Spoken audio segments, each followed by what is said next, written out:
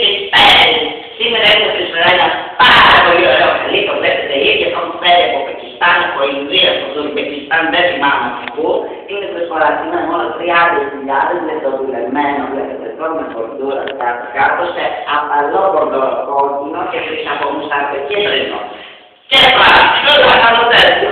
Λοιπόν, στο τηλέφωνο περνάτε από το κόσμο να μου κάτω, με ειδοποιούν ότι έχουμε γραμμούλα.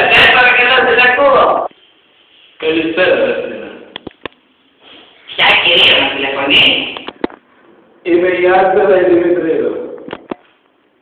Άντζελα μου, καλησπέρα. Τι μου κάνεις κούκλα με καλά, είσαι από πού τηλεφωνείς? Σου τηλεφωνώ από το σπίτι μου στην Άνω Γλυφάδα. Τι άλλο στην Άνω Γλυφάδα, τώρα τα κορίτσια εκεί πέρα από το κλάπ, από τις γλυφάδες της γειτόνης, την κουνιάδα μου και τη λετέρα μου. Λοιπόν, από όσο έχω προσφορά αυτό το ωραίο χαλί, καταρχήν είναι πολύ καλά, είσαι καλά στην καρδιά σου, πώς είναι για όσους εμείς ένα πρόβλημα υγείας με το στομάχι σου. Και πιάσει λίγο το τέτοιο σου πήγε.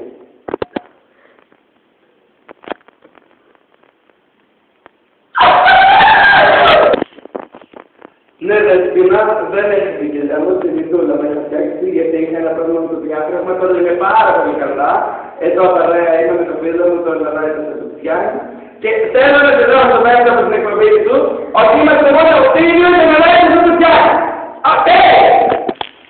Άκουσα να σε παρακαλούσα πάρα πολύ, Άντζελα μου, είμαστε κάτι σε μια άλλη πολιτική. Εγώ ψηφίζω οικολόγους. Τέλος πάντων, πάμε στο θέμα μας τώρα γιατί περιμένουν και γραμμές, με τα τηλεφωνούν από Καρδίτσα, από Τρίκαλα, από Βελεστίνο, από Βόλιο. Λοιπόν, αυτό το παιδί όπως είναι, το βλέπεις, σ' αρέσει το παιδί, για ποιο παιδί ενδιαφέρεσαι? Γιατί έχω 8 προσφορά σήμερα.